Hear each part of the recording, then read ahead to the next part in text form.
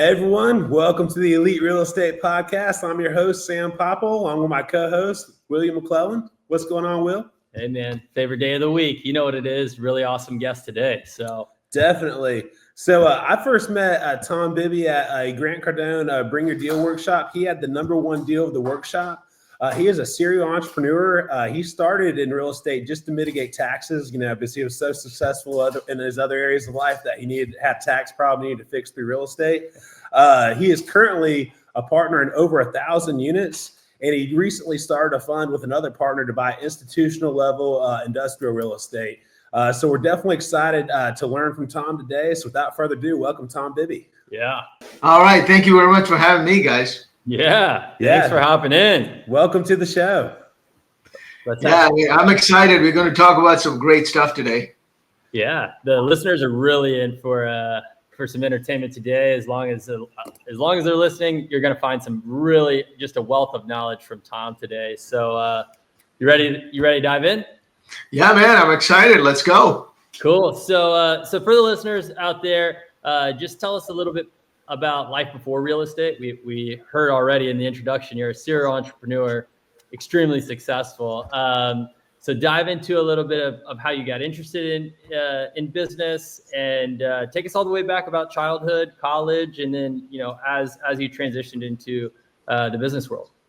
Yeah, absolutely, man. My name is Tom Bibby Varghese. I am a serial entrepreneur, as you said. I've started multiple companies, sold one, then now I run about 2 companies, and my venture into the real estate. Let me start from my childhood. I came to America about when I was like 23. That was like 25 years ago, right?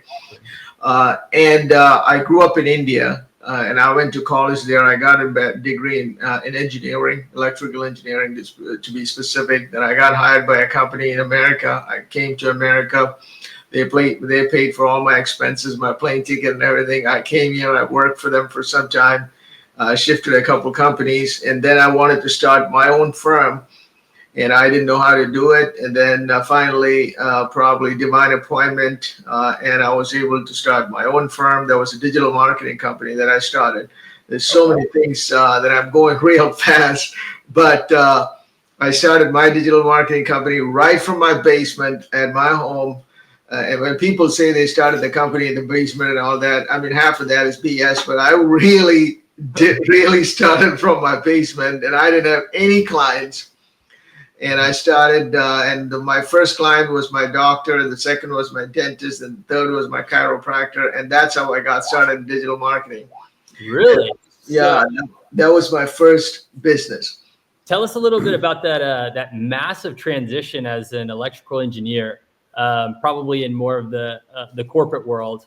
And then boom, I want to start a business in my basement.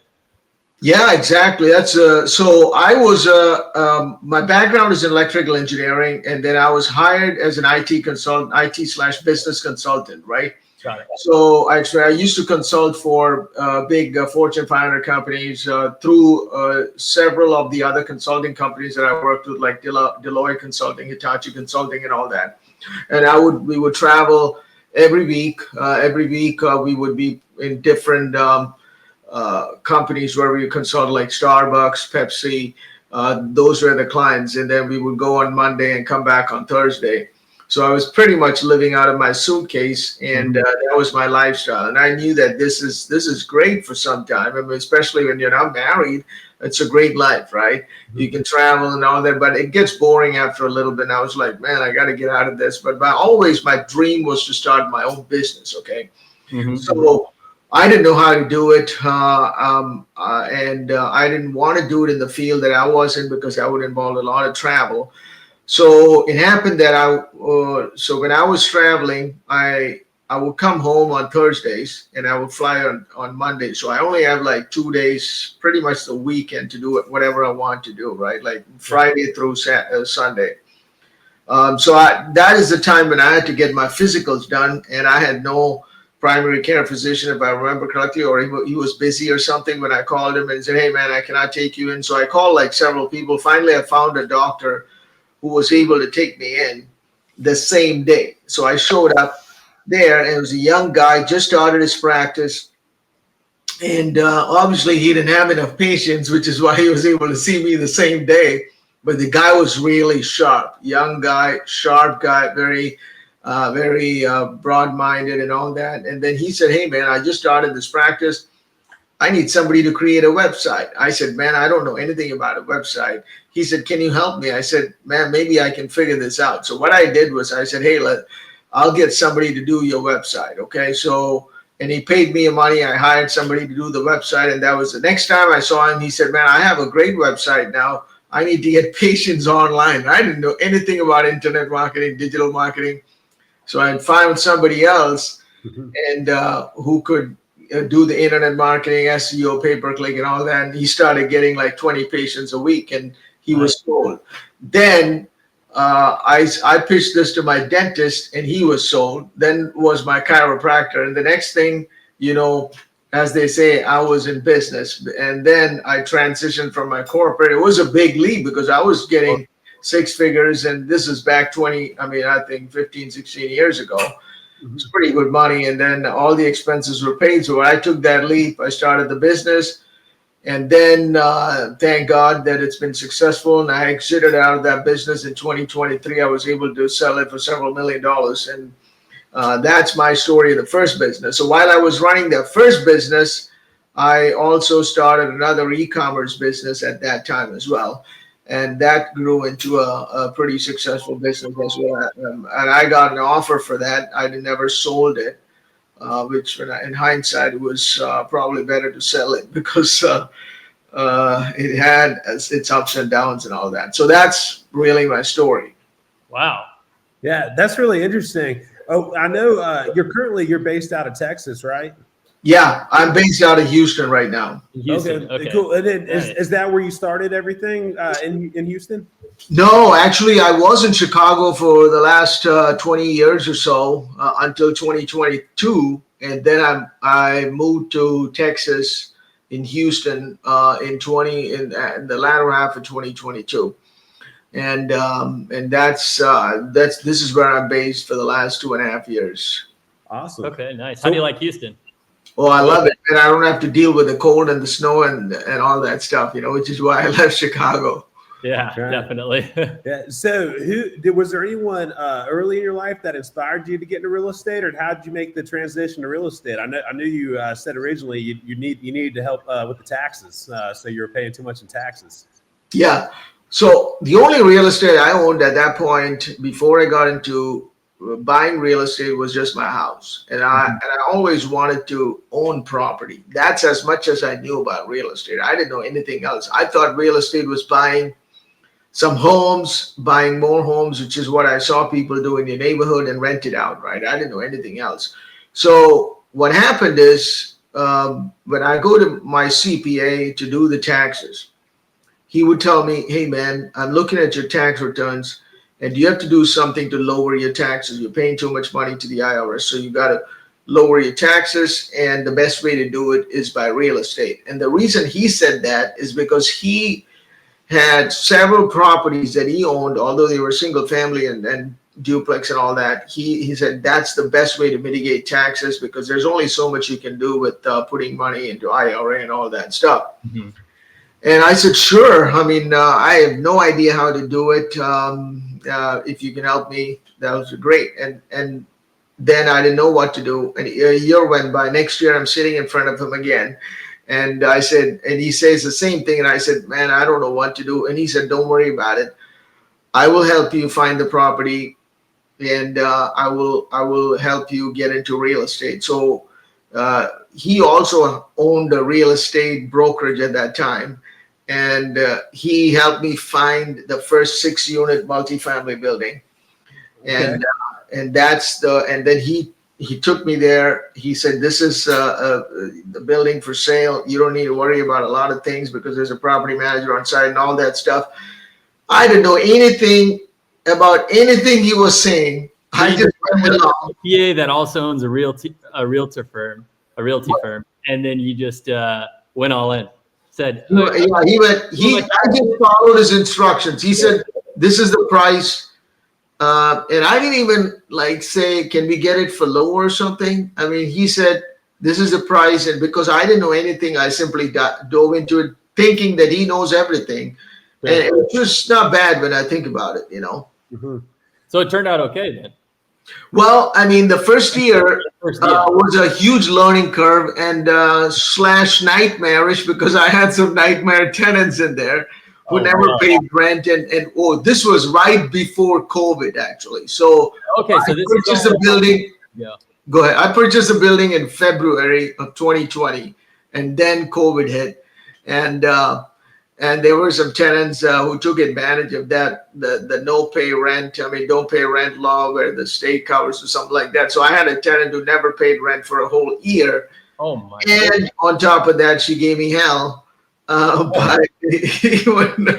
living there for free. So wow. That's crazy. Before at the end of the show, I think I want to get your accountant's name too for a future episode. Because that sounds like a great guy who has both businesses, accounting firm and a real estate brokerage. That's a hell of a combination.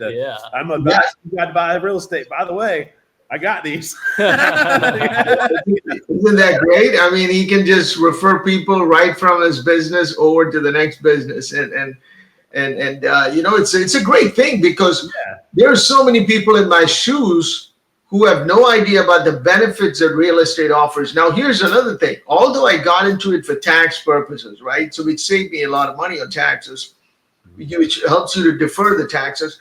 But in hindsight, I should have bought 2 or 3 of those properties, which I tell my wife every time, man, I wish we bought 2 of them because the rents, like we almost doubled the rents when I compare it to today from what it was back then. Right. The rents have gone up more than 50%, sometimes some cases double. So I'm thinking, man, I should have bought 2 or 3. I mean, yeah, there were problems, but the property value has gone up by 50% of what I paid for. Right. No, that post COVID was a great time for landlords with being able to do rent increases because I mean, you know, the market increases were going way faster than, you know, the typical, you know, $25, $50 a year, you know, increase. Yeah, absolutely. Absolutely. Yeah. So that's the good thing I saw. Although there were issues and problems, one thing I noticed was that checks kept coming in every month. Okay. You know? Except for the one lady. Except the one person. I mean, there's always got to be one, you know? There's always one. Right. So I'm going to ask the question that I think all the listeners are curious on.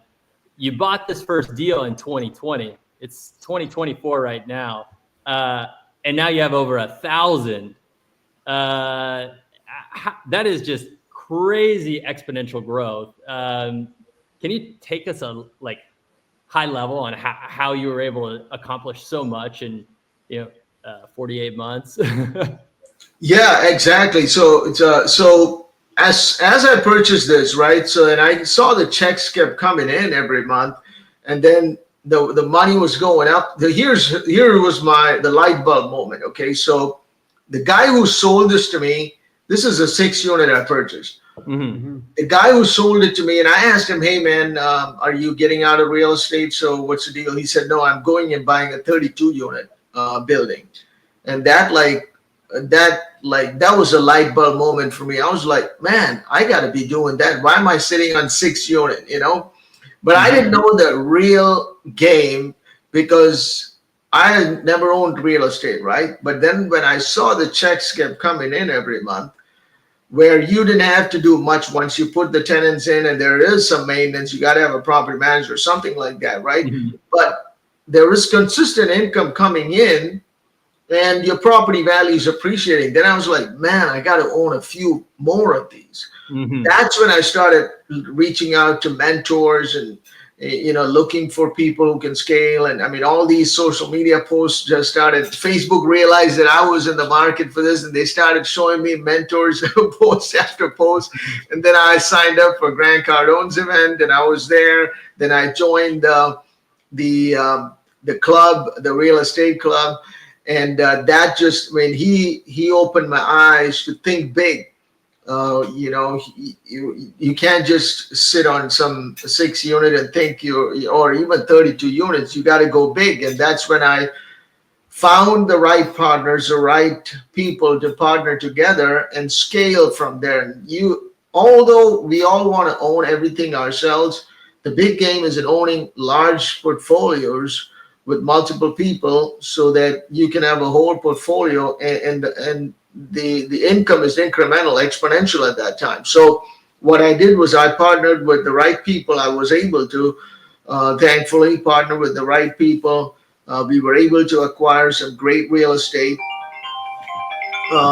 We were able to acquire some great quality real estate, and that's how I scaled. I mean, some of them I own by myself, but most of these I own along with other partners. Okay, so something that I love is that you're talking about growing with a team, and that's really how you're going to scale. For the listeners, could you help us go from deal one, which we know is 6 units, to 2, and then how you put these partnerships together? I know you said social media, the algorithm started focusing in, seeing that you were really heavily interested, but how are you getting in the right rooms, or the right rooms that you felt were correct for you to make these, big purchases into now, 4 years later, over 1,000 units? Yeah, great question. So the partners I met them at several events. Okay. Not friends and family, really. The problem is when you want to partner with somebody, you want somebody who's thinking almost like you, who's got the big picture in mind. They want to scale as well. Mm-hmm.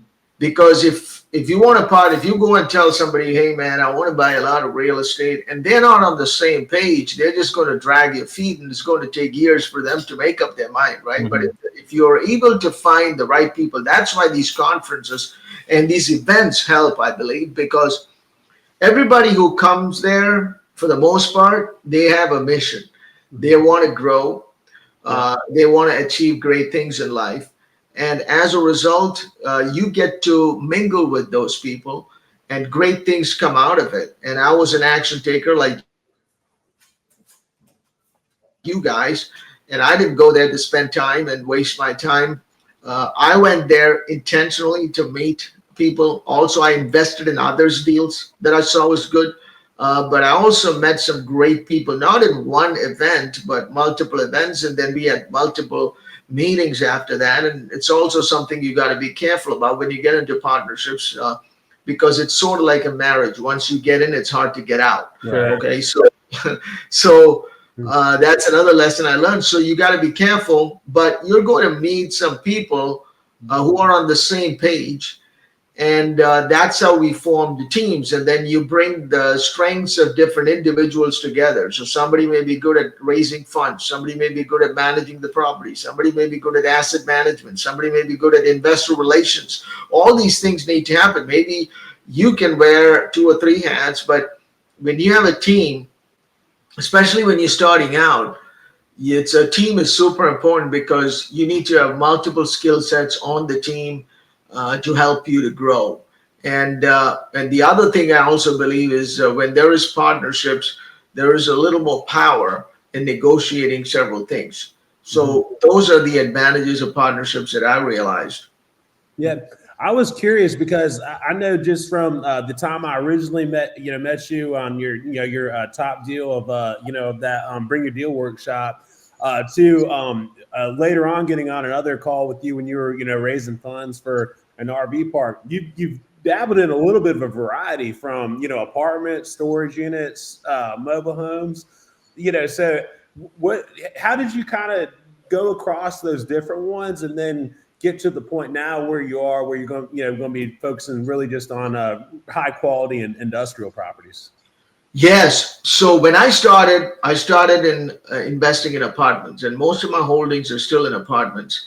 But what I realized also is that there is a lot of competition in this space, because everybody wants to get into this apartment deals, right?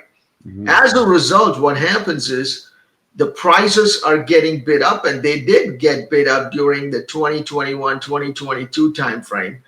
When the interest rates were low, people were paying a premium for these apartment complexes because they just took a course and they thought they could buy up everything they wanted. They can raise the money, and they just took bridge loans. And many of these deals are in trouble right now. Mm-hmm. So there is a lot of people who took these courses, which is okay. which found mentors, and a lot of people were coaching, teaching people. A lot of people were teaching at that time how to get into apartment syndication, buy apartment complexes, and as a result, if I'm going and looking at an apartment complex and that's a public listing, there's going to be 10 others who are interested in that. And as a result, the offer price keeps going up. And there were several cases where people were paying over list price, acquiring these buildings, even though the finances never made sense. And they are the ones in trouble. And I myself have invested in somebody else's deal where that deal is in trouble. So I know firsthand, right? Mm-hmm. And so, and that's one reason. So that the second reason is that when I looked at other categories like storage units, for example, there was little to no maintenance involved. In apartments, your pipes can break, your toilets can break, your doorknobs can go loose, and then somebody's got to go there and maintain that. You don't need to deal with that. As a property management company will deal with all that, but it's a little bit maintenance heavy. When it comes to storage units, industrial or boat and RV storage, these are the ones that I like now. There is little to no maintenance. You just have to, it's a very lean operation, and it is not very, it is not attached to economic cycles as much as the apartment complexes are. Yeah. And there is a lot of interest in these, and there's not a lot of people wanting to buy these. I mean, there is a good chunk of people looking at it, but I would say it's about 50 to 60% less compared to people wanting to buy apartment complexes. Wow. That's why I changed my focus into that. Yeah. What does the cap rate look like in that industrial space, like versus like when you were looking in the apartment space? Yeah. So I'll give you real life examples. I'm looking at a property right now that's brand new, built in 2024 and 2023. And it's 100% occupied in a great part of town. The cap rate for that, I think it's about 7 to 7.5%. I think it's 7.5%. Now think about this: it's a brand new asset. Yeah, okay? brand new. 7.5% cap rate. That's what we're looking at right now. This is for a beautiful brand new building. Wow. Yeah, that's really awesome. So how are you finding these type of deals? Like Sam mentioned earlier, you brought the best deal to Grant Cardone. You've scaled from 6 to 1,000 plus. What's the secret or the golden nugget for all the listeners to take out of this episode? Well, the number one thing is education, right? So you got to stay on top of the game. You got to stay educated. It could be attending events. It could be reading the news, educating by books, listening to podcasts like these. I mean, I've listened to so many of these to educate myself, right? So, and that's how you get the education. And then you got to figure out where you want to be. If you want to be in apartments, that's totally fine. If you want to be in stores, that's fine. If you want to have a mix, that's fine too. But you got to know what you're getting into. Sure. And the only way to know is acquire knowledge. I have this mantra: if you want to be successful in any business, you got to acquire knowledge. Next is you got to implement it. Third, you got to persevere. And you keep on going, right? So the first thing I did was acquire knowledge. And anybody who wants to get into this business and be successful, you got to know what you're getting into. I'm not saying you got to know from A to Z. Nobody's going to know that.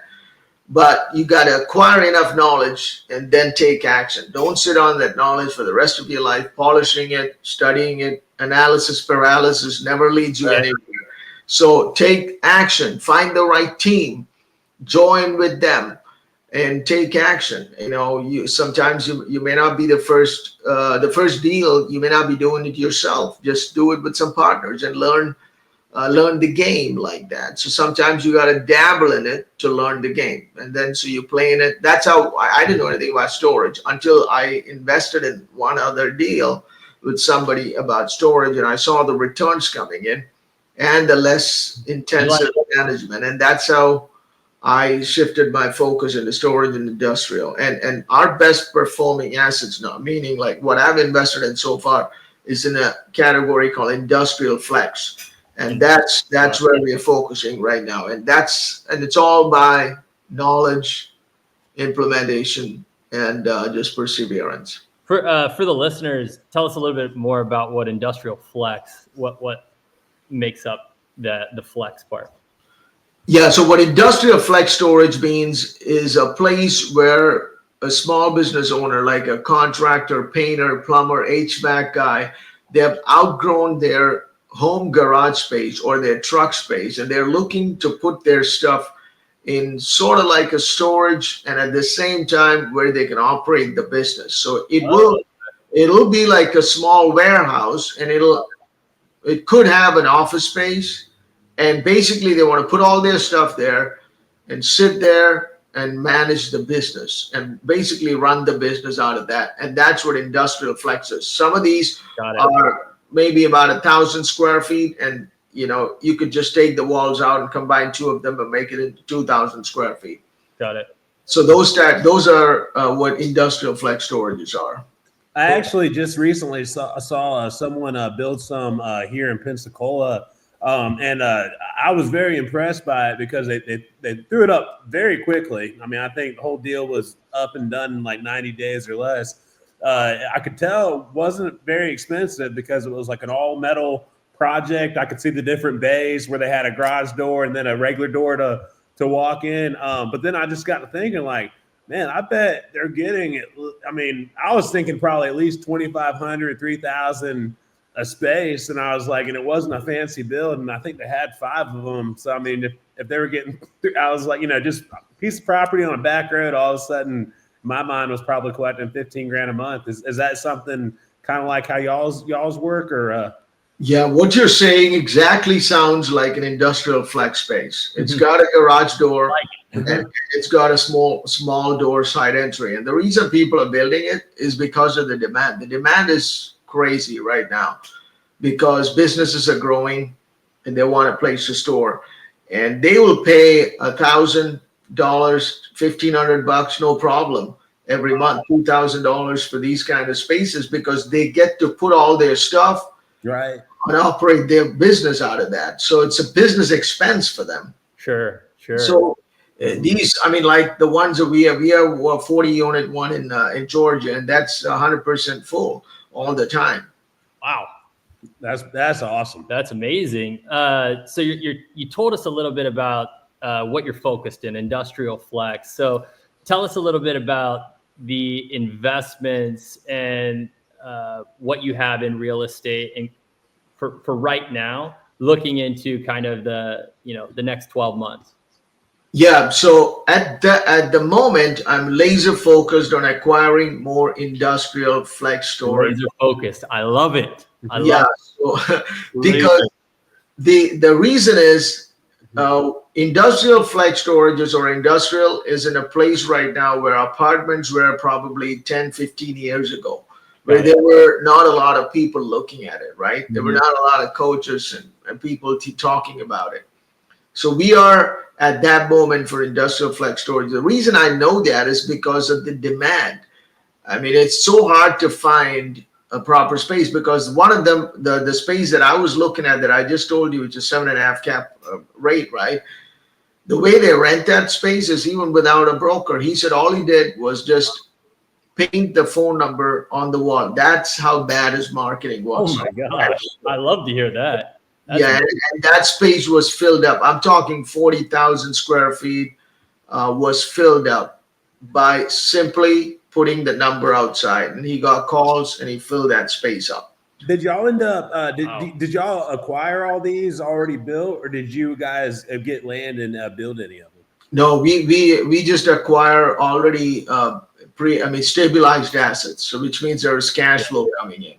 Perfect. I love that. Wow. So if you were to quantify the next 12 months, just based off of six units to over 1,000 in 4 years, what's kind of the next 12 months looking like for you guys, since you're laser focused now? Yeah, I mean, so right now, because of the interest rate, right, things have slowed down a bit. Like some of these properties won't make sense, and they still are thinking it's 2022 where you can get whatever price you want, 2021 when people are overpaying, right? Mhm. So we have the same problem in industrial too. People are asking too much, so we are all very careful in selecting the ones that make sense, because we want to make sure the banks, the underwriting makes sense when we acquire these. So the pace has slowed down a little bit. We just want to acquire good quality. So I would say I don't know about the next 12 months, but in the next 6 months, our plan is to acquire $10 million worth of industrial flex storages. Will you be? And then I definitely want to get into on the next this $10 million, and then also your previous. You use a lot of other people's money to acquire this. How do you work that kind of deal out with people that are limited partners with you, and how do you find those people? Yeah, so what we do is basically we talk about these deals wherever we can. And there is a saying that says, if the deal is good, you will have no problem finding people. If the deal is great, and if you're in the right place, in the right rooms, and you say, hey, man, I got a deal that's brand new, 7.5 cap, and you're going to get, 6% cash on cash on your money, overall return 18% over, 5 years. I mean, who would not be interested in this scenario? So you have a deal that makes sense. So that's another reason why we are very careful in picking the deal, is because we have investors who need a return. We are not simply buying for the sake of buying. We want our investors to make money. So whatever deal we go after, we want the investors to get immediate cash flow, like on the first or second month. So that's why we buy stabilized assets. Now, where do you find them? I mean, you start with your friends and family. I mean, a lot of people want to get into real estate, but they don't want to put in the time.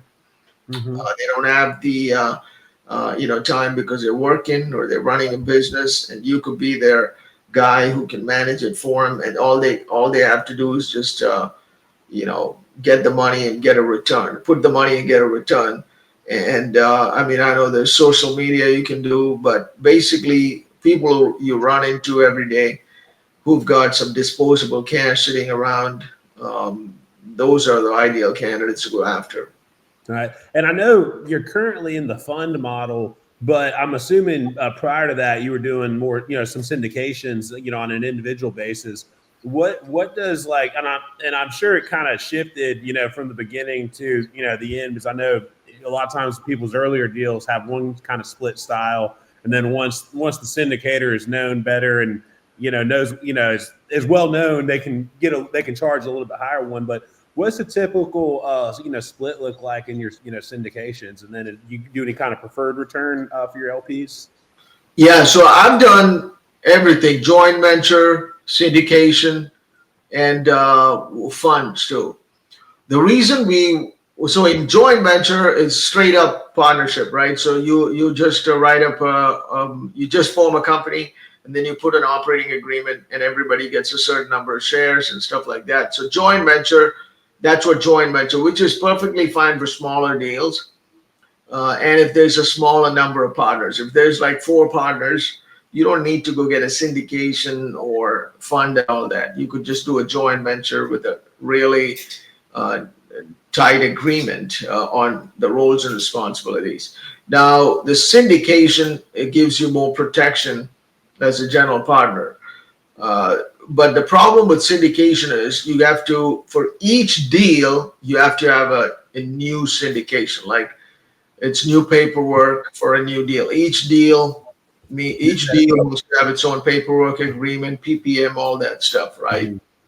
But when it comes to fund, the benefit of the fund is you don't need to have different set of paperwork for each deal.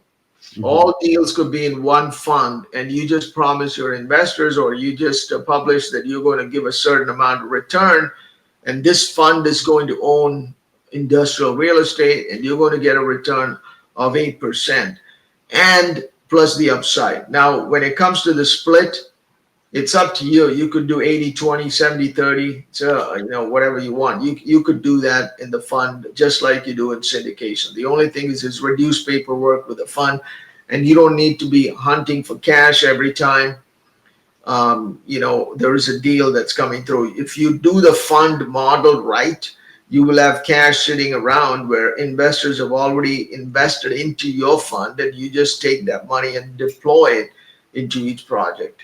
Do you feel like you could have started with a fund, or do you think that you're kind of getting your name out there and building yourself up through doing some of those syndications? Was what it took to now have enough people to go into your fund regularly? No, I think you could have started with the fund. You don't, because people don't really worry about your structure and all that. They just care about their return. Right? Yeah. I was an investor too. I don't care if you do fund or syndication or joint venture. I just want my 8% and the upside in the deal. So if fund gives me more, I'll be okay with the fund. If syndication is more, that's fine. So from an investor standpoint, they really don't care about. That's what I believe. I don't think they care about. Yeah, I don't think so either. Yeah, but so you could straight up start with the fund. The thing is, there's an initial investment to set up the fund, which so maybe you want to wait a couple of deals to get that investment ready and all that stuff. But other than that, if you want to, you can go straight up and do a fund. Cool. And then I had one other question I was going to ask, just because I remember, like I said, I believe it was in the last 12 months. I know you were doing that. It was a creative RV park deal. And I don't remember all the details of it, but I remember you had a real creative financing where it was a long time of interest only. So my question is, what is your craziest creative finance deal that you've put together, or one that you're most proud of? Because like I said, I just remember seeing so much genius in how you did that one. And I knew that wasn't the first time you probably figured something like that out. Yeah. So there are several ways to do that, right? One of them that I tried to pull off, which I got some interest from the owner, was he was trying to sell an RV park, and obviously he was old, and he was really tired of running it. This has got great cash flow coming in. He does not need the cash, but he's tired of running it. Guys in the 80s, he does not want to run this anymore. Kids don't care about it. They're all well off. They don't want to run an RV park either. So I approached him and said, hey, we'll take off the headache from you. We'll give you a monthly payment that works out for both parties. And we will manage the whole thing. And in a year, we will buy it from you, right? So basically what I wanted to do was, I want to make sure that we run it. We have the finances coming in, like he said. And then once we know this is something that we can work out, basically we can get in for no money. And then once we know that there is management upside, you go in there, tweak some things, increase the rates, run the operations properly. So now let's say you purchased that. I think he was offering it at $5 million. He was in his 80s. He had a couple heart attacks, and he was ready to retire. But he couldn't just give up on the whole equity that he built, right? So I suggested that we do a master lease agreement where we would lease the whole thing from him. He would still own it. We would lease it for a year, pay him a fee every month. He's not going to get the profits and all that. It's going to be a set amount. So we will agree. Right. We will get in it. We'll set the amount and we'll set the purchase price. So $5 million, sure, no problem with the $5 million. But you just allow me to run a master lease for 1 year. And at the end of the year, I will buy the property from you at that time. So my plan was this, right? So you get in that $5 million, go in there, change everything, increase the rates, look at the operational inefficiencies. There's so many that you can tweak, and then increase the net operating income. At the same time, when you do that, the value of the property goes up, right? So let's say my plan was to increase it from $5 to $6 million. Now I'm at the end of year one, I'm sitting on $1 million of equity. Love it. Yeah, I could go to the bank and tell them, hey, this is the property. And they would probably give me money for the whole $5 million or even 4.5. So at that point, I only have to raise 500,000. So the benefits of this is, number one, I get to operate it, make sure that the numbers are right. This is a property that's going to cash flow. And also, if nothing works out at the end of the year one, you walk away, and he gets some breakup fee for doing them if you do that, right? And he could, so that was the arrangement, but unfortunately he didn't bite on that. He was very interested, but I think last minute somebody talked him into not doing it. So I love it though. Yeah. And in today's environment, a lot of people would do it because a lot of deals, because the reason is they want $5 million. He wants $5 million, but that was the price 2 years ago. Now the interest rate has gone up. Nobody's going to be able to go and get a loan and do that deal. So yeah, you want $5 million? I'll give you yesterday's price, but just allow me to do a master lease for a year. And that's the way you can say, okay, I'll give you whatever you ask for. And I think in that case, I also did some upfront amount, which is probably 100,000 or something. And so let's say I walked away from that deal in 6 months or in that year, he would keep that money. Right. Well, and I do remember, and you mentioned it too when you were talking about how the kids didn't want anything to do with it, and I think that in itself, there's a message that there's a lot of great real estate deals out there right now where the current owners are getting older.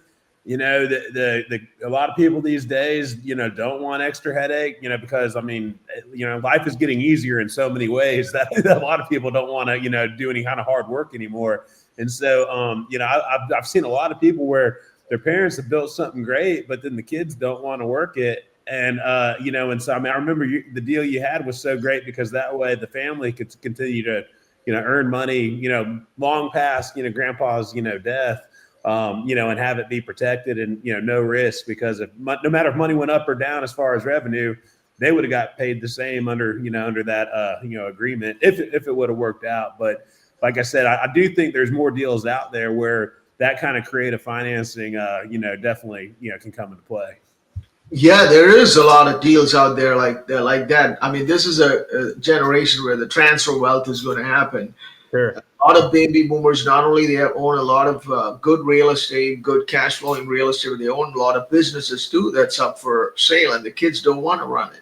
Like you said, they're into other things, more sexy things, and they just don't want. They just don't want to deal with the headache. Although this headache brings money, so there is a lot out there that you just have to find the right ones and tap into that. Now I know you have some young men. You got some little boys that are growing up to be men. Are they going to be taking over the real estate empire? You already teaching them the ways? Well, I try to teach them. My kids are teenage. The oldest is a teenager. The other ones are not teenagers yet.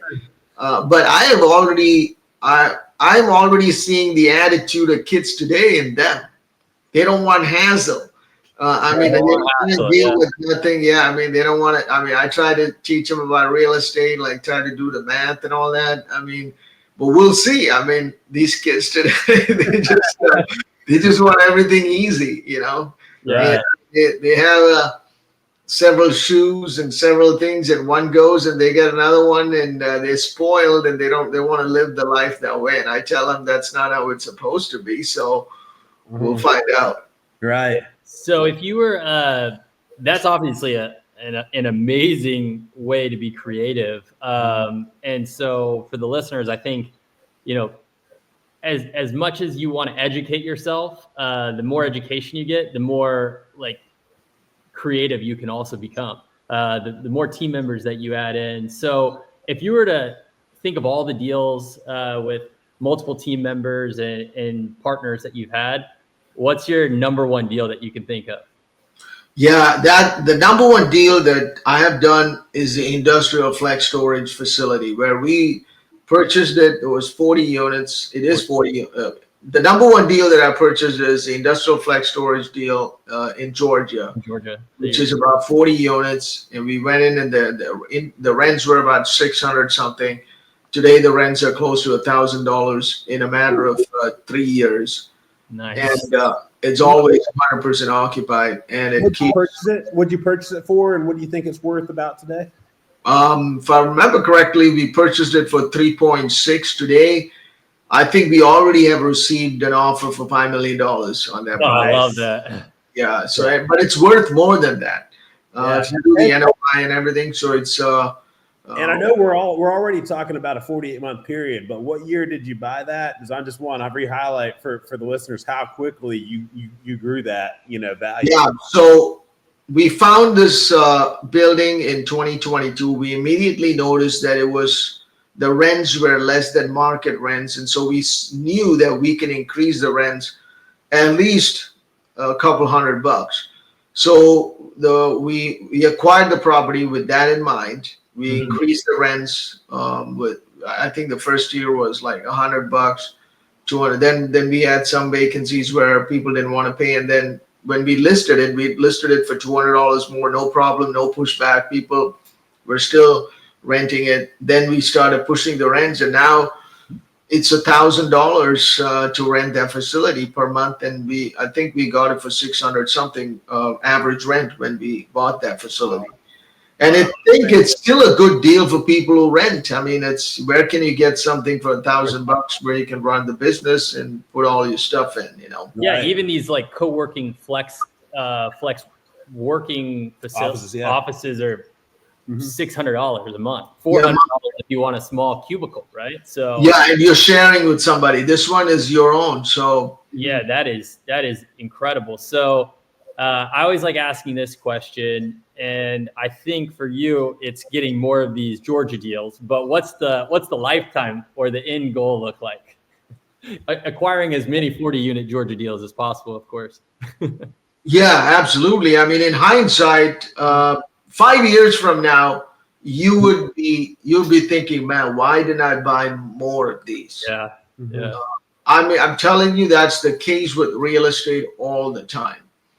I'm thinking, even though the 6 unit, I don't buy smaller deals like that, but now I'm like, man, I should have bought 4 of those in that same because it's just a cash flow game, cash flow machine. I mean, I'm getting monthly cash flow. So you will always regret not buying more real estate. There's no doubt about that. That's something you cannot say about stocks and crypto and all that, because there is always a risk involved with those things. While with real estate, the risk is like very, very, very low. Correct. No, that's definitely true. Because with so many assets, there's just so much, up and down, constantly. They're a lot more volatile. But when you do have real estate, where you are buying for cash flow, in the areas of steady demand, you very seldom, see it dip. I mean, there are some dips on the graph, but it really is, when you look at it from a 10-year outlook and beyond, it's a steady, straight, upward trend. And then plus, when you think about all the other advantages as far as taxes, and then being able to leverage your way into the deal, by putting a fraction of the money down, but then getting 100% of the benefit. I mean, it's that's really what makes real estate a one of the kind asset. And it's really cool seeing how you ventured from, like I said, the apartment space to storage units are in our RV park style properties. Now to let's not forget electrical engineer. But yeah, digital marketer. We forgot his whole past life. Digital marketer. Yeah, getting into every piece of real estate. I mean, amazing. Yeah, we didn't really talk over what a family man this guy is too, because I see Tom on Facebook. He's always taking his family off to do things. So I think that's probably one of the other amazing benefits of real estate too, is just kind of what all you can do for your family.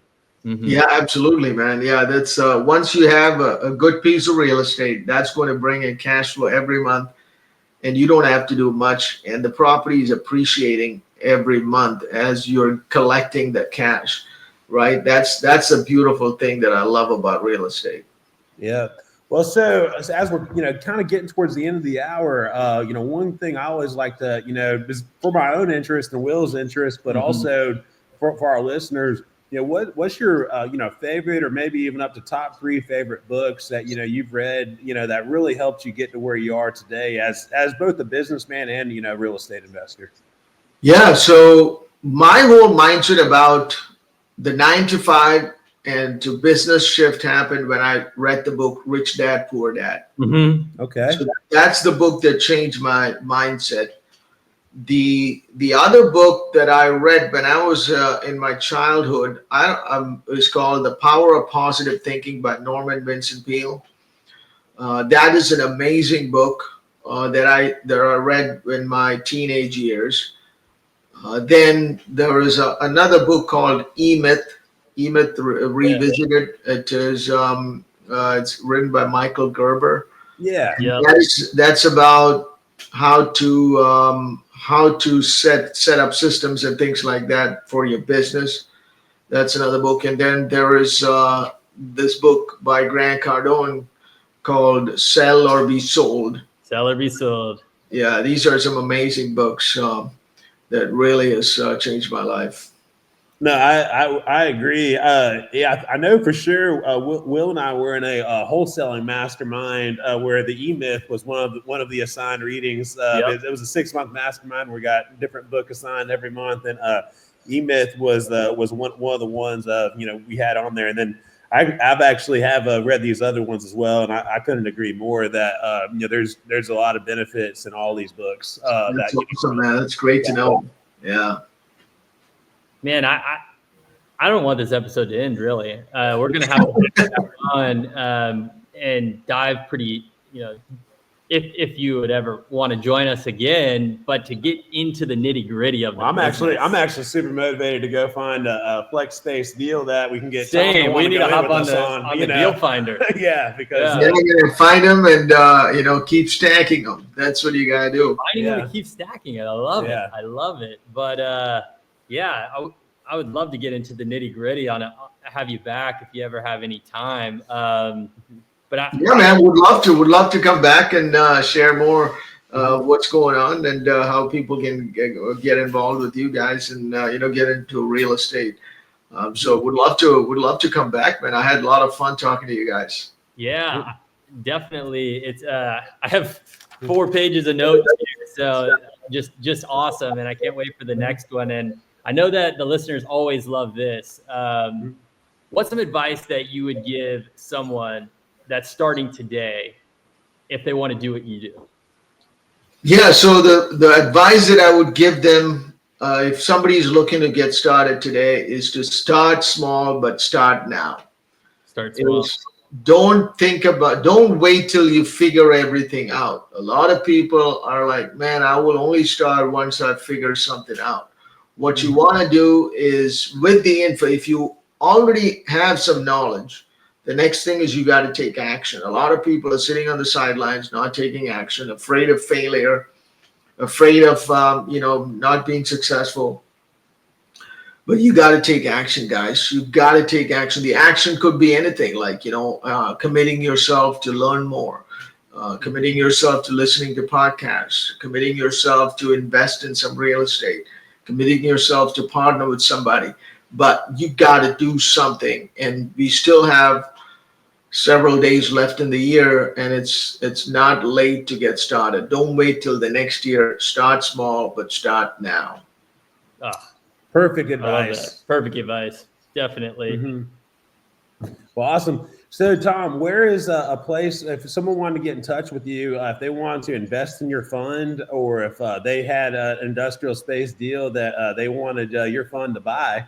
Where's a good way for them to get in touch with you? The best way is to find me on social media. It's at Tom Bibby, Bibby, V as in Victor, Tom Bibby V. And that's my handle on Instagram, on Twitter, on Facebook. So you can find me there, or you can or you can email me at invest@txainvestments.com. Invest@txainvestments.com. Perfect. We're definitely we'll put that in the notes for the listeners because we definitely want people to be able to reach out to you with any deals. I know you said you were definitely looking around the Houston area close to home, but anywhere that has a great flex space deal. And like I said, if there's someone, in the area that, can be the boots on the ground, I think Tom would be interested. Just the numbers have to work, but he'll help you analyze those if you got the right deal. Absolutely, man. Would love to take a look. Yeah, I'm actively buying, so very interested. Yeah, Perfect. Sam, where do I find you?